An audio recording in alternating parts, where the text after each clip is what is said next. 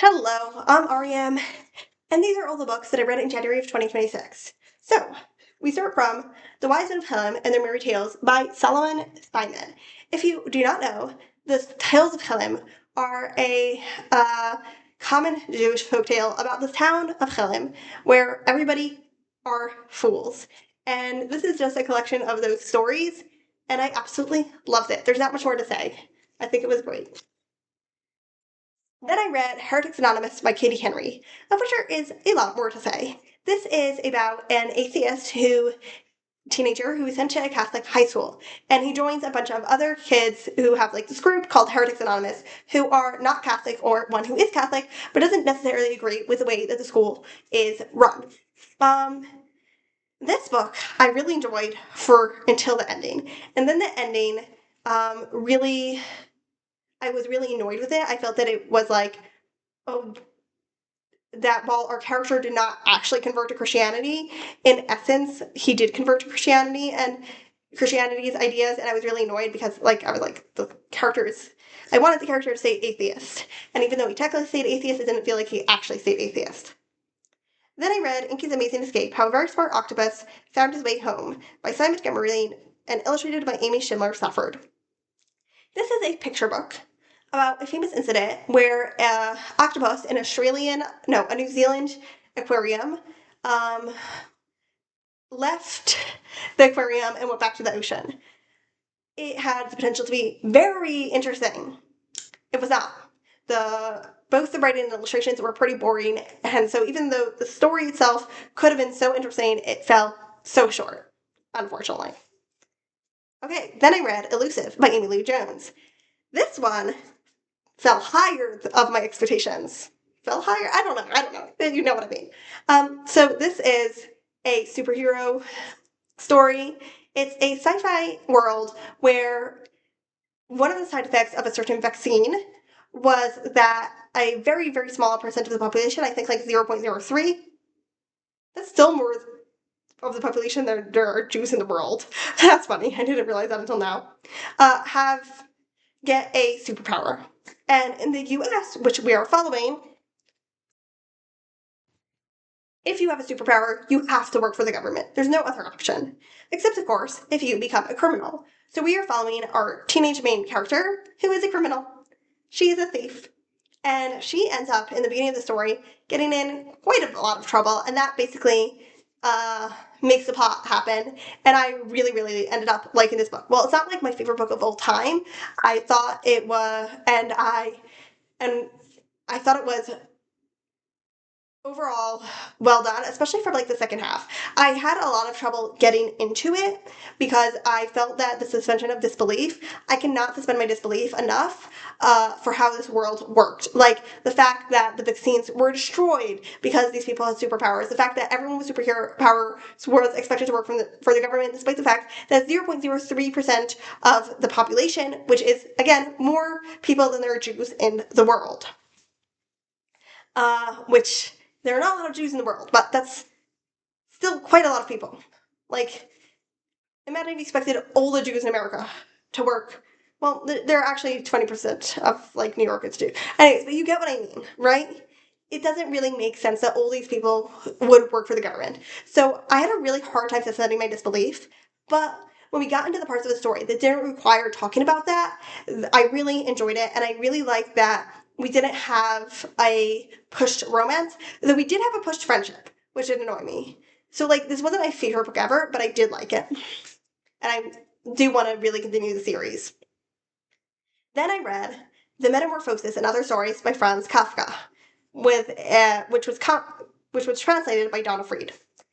And oh my god, I love this. Like, it's one of those books where you finish it and you're like, yeah, I loved it. And then you think about it and think about it and think about it. And the more you think about it, the more you love it. It was just so good. I think everybody knows what the Metamorphosis is about. And I talked a lot about it in the vlog that I read this for, Level 6, which is already out as I'm filming this. So Four Nations Readathon Level 6. So if you really want to hear my thoughts about it, you should go and look at that. But overall, I think The Metamorphosis was a perfect book.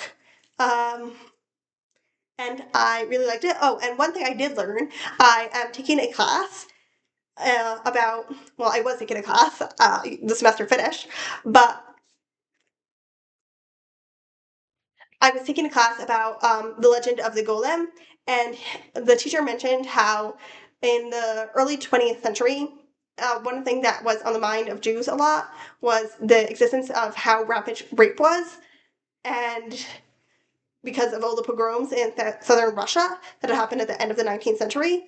And so that definitely explained to me about why rape was so present in the stories in this book, and really explained to me one of the stories that I had not understood at all, that was basically about this doctor who this guy who's trying to get to his patients, and this guy comes and it's the middle of winter. His horses have died from the cold. His groom isn't coming, and then this guy comes and is like, "Here are horses. You can take this carriage." And he's like, "Great." And he's like, "Okay, but I'm gonna rape your servant, your maidservant." And he tries to stop him, and he can't. And then basically he goes to these people and he tries to save this kid, but and they basically end up. It wasn't at the time when I was reading it, I was just like, this is really weird. But with that knowledge, I look at it, I'm like, oh, he's describing a rape. Uh, Very fantastical and metaphorical, but a rape. So it really made me understand that story and really appreciate the story that I had not understood before. And now I want to reread it. Okay, moving on. Then I read another picture book, Lady of the Lines, how Maria Reche saved the Nazca Lines by sweeping the desert. This was by Michaela McColl and illustrated by Lisa Chavari. So this is a biography, another nonfiction picture book, about this woman named Maria Reche who studied these lines called the Nazca lines in the desert of Peru. So basically these are huge, huge lines that form all kinds of symbols. And she studied them. She swept the desert so people could see them, and she argued that they should be saved and not run over. So I found this a very interesting picture book. I found it to be well written in that it gave a lot of information without being full of words. It just gave. I felt like I learned so much from it, even without reading the back piece. They put in nonfiction picture books about what the to give the adults more knowledge. Even without reading that back piece, I felt like I learned so much from it, and there were only 2 to 3 sentences on each page, and it was not long. It was 35, 36 pages, like a normal picture book length. And I definitely feel like the pictures added to that. They weren't oh my god, I'm in love with these pictures. They weren't the best art in the world, but they weren't boring in any sense at all. And I felt like they really added to the words and helped you understand what was going on in the story. Then I read Cart and Quitter by Diana Wynne Jones. This is a fantasy book that happens in a continent which is divided into two. We have the North and the South, both of which are ruled over by earls. But the southern earls are very tyrannical, I think. Tyrannosaurus Rex. Tyrannical, right? And we are following this kid who, he is one of the few people to go between the North and the South because his parents are traveling musicians, and basically his whole family are traveling musicians. Then a bunch of things happen, which is I can't really say it because it takes place in the middle of the book, but basically he gets plot happens to him. I do not think this was Diana Wynne Jones' best work. It has some of the tropes that she often uses that I like least, namely the chosen one and having a character who is very quiet. But I did like how the ending made me think about what was happening, and I do think, and I definitely enjoyed the descriptions in here of what was of the plot. I didn't like our main character, but I liked the descriptions of what was happening in the plot. Yeah. Okay. Then I read a book that is the last in a duology that I read the first in ages and ages and ages ago. I don't even know how many years, and that is Rose and Bloom by Louisa May Alcott. This is a sequel to Eight Cousins. Our main character in both of these books is Rose In the first book, she is very young. She's around 12, and she goes to live, after she's orphaned, she goes to live with her uncle, who, and her aunts, and all her many, many cousins. This book is a continuation where she is 20 years old, and basically it's about her adjusting to adult life. This is a very moralistic book, but Louisa May Alcott is like one of the only people who writes morals, and I actually still enjoy reading the book. It's partially because I agree with the morals, obviously, but there are lots and lots and lots of books where I've agreed with the morals, and I've been like, why are you telling me morals? I hate you. So I don't know how Louisa May Alcott does it, but I love it. There was only one part in here one or two parts in here that I was like, why are you telling me morals? I hate you. I I can't really, I feel like I can't really add much about this book because like, what is there to say about a book that is just about characters and there's no real plot in here? It's just we're following Rose and her cousins as they're all like going into adult life and and deciding what they're going to do in life.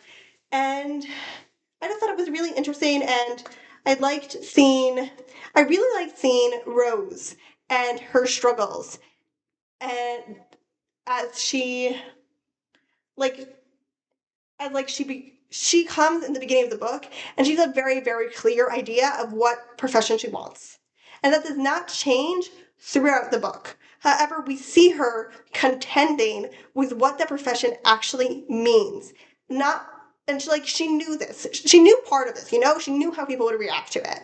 But and she knew stuff that she would have to give up to do this profession. But there's a difference between knowing something intellectually and actually doing it and feeling it. So I really, really like that aspect.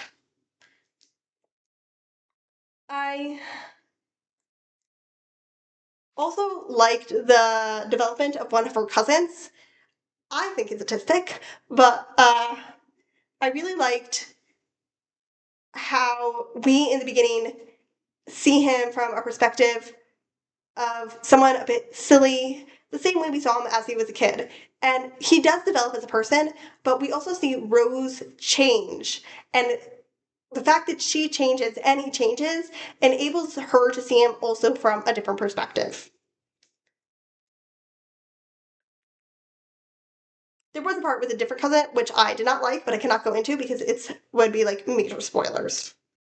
Okay, so I'm coming back to add this later because I somehow skipped over it in the original wrap up, but I also read The Rumor Game by Thomas Mann.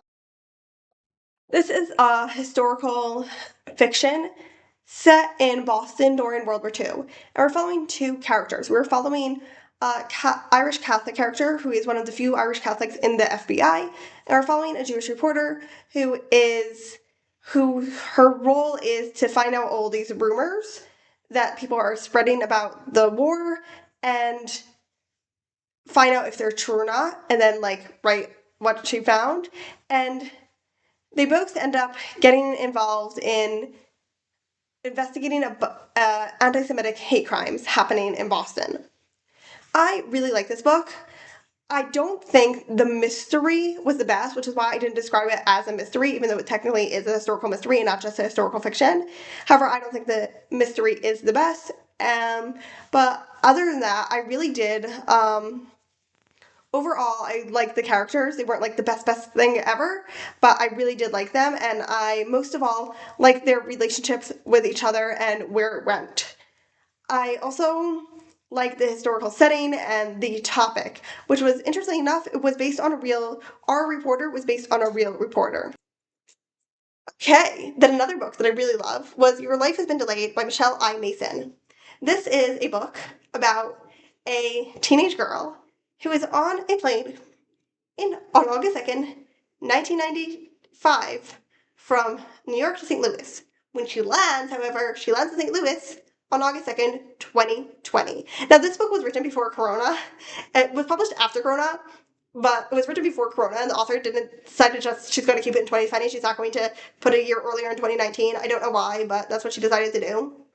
So there's no Corona in here, despite the fact that it happens in 2020, but I thought it was a great book. This is technically a sci-fi book, but it doesn't really go into the sci-fi. There are only like two mentions of, like one or two paragraphs about what actually happened, we are really more following our main character, Jenny, as she adjusts to life in the 21st century and also has to adjust to the fact that everyone she knows has grown, like her parents are now in their 60s. Her younger brother, has kids.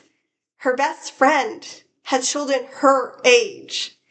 And also has to deal with suddenly being famous, not for anything she actually did, just because of the circumstances that she ended up in, and what it means to be famous in the 21st century with social media.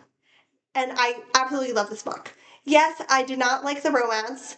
I thought that I did think there were parts of this that was like, oh, really? You're just going to add this to her too? You're going to add this to her too? And without going into spoilers, the romance was definitely like that. Like, really, you're just going to add that to her too?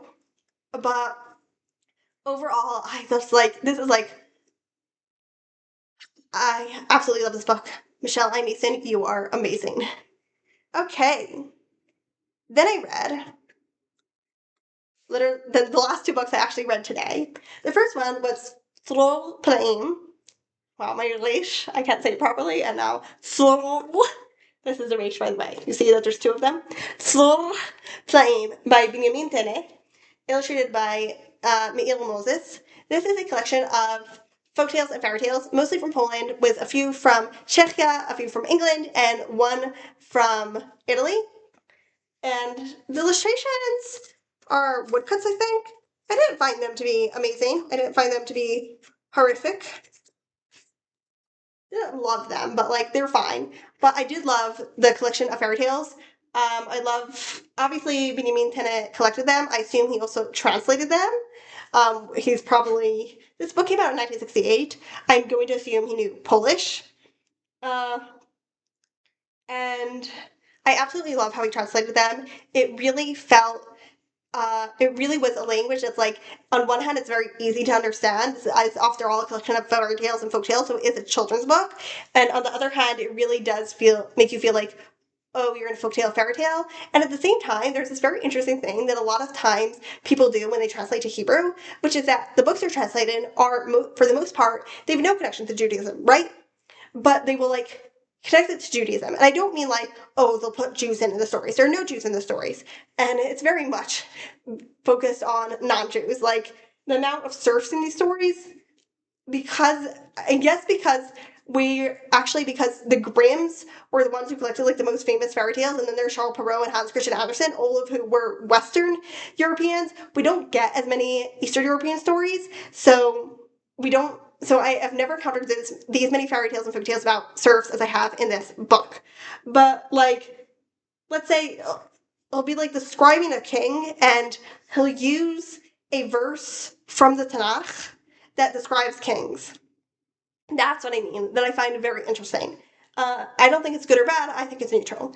Anyways, another thing that I found very interesting about these stories in here is that, like I said, these aren't stories I've encountered before.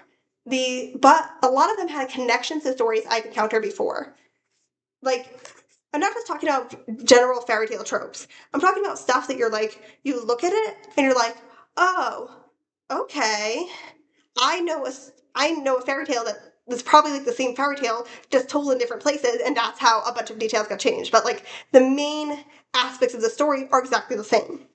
Another thing in here is that there were a few stories that I definitely wondered when they were written, because they sounded like much more modern, like 20th century, maybe 19th century, and not extremely old. Okay, and lastly, I read North and South, Part 1 by Gene Luen Yang, illustrated by Gori Hiro. This is an Avatar The Last Airbender comic. The Atla comics, or Avatar comics, are a series of comic trilogies that start from that end of the show. Like, immediately after the show takes place, we have the first of these comic trilogies. And this one is, like, I believe the fifth. It is obviously the first one in the trilogy. I love the illustrations in here. I am not sure about where the plot is going to go. I'm not sure that I'm going to agree morally with the author, because there's already been a comic trilogy that I disagreed with him morally, and it does seem that this one is going the same way, unfortunately. But those are all the books I read in January of 2026. Okay, so I read 12 books. Oh, and I forgot to say all the books I DNF'd, but you know what? Honestly, I did not want to. I DNF'd 7 books. I read 12 books, I DNF'd 7, and I do not have the strength to go into all the books that I DNF'd and why I DNF'd them. I just did not like them, and there were quite a few of them that I DNF'd for being anti-Semitic, so I don't really want to go into that. Now, in series, I did not do a good job. I finished one, which was the Cousin duology, the Rose duology, and I started 4. So The Wise Men of Helm and Their Merry Ways has a sequel. Elusive is the first in a series. North and South is the first in a series, and Cart and Quitter was the first in a series. Now, another thing I forgot to do was say say the stats. So I did mention series stats in there, but let's go over age range and genre. So for age range, I had 1 children's book, 2 picture books, 2 middle grade books, 3 adult books, and 4 YA books, which is very surprising. I usually have mostly adult or mostly middle grade. Definitely, especially and in the past year, I feel like I've definitely been leaning more towards adult, whereas I used to lean more towards middle grade. Definitely not usually mostly YA. Then for genres, I have 1 general nonfiction, 1 biography, 1 historical fiction, 2 realistic fiction, 2 books of folk tales or fairy tales, collections of folk tales and fairy tales, 2 sci-fi books, and 3 fantasy. This is a very mixed group of genres. I usually have half fantasy at the very least. So this is a mix, which is nice.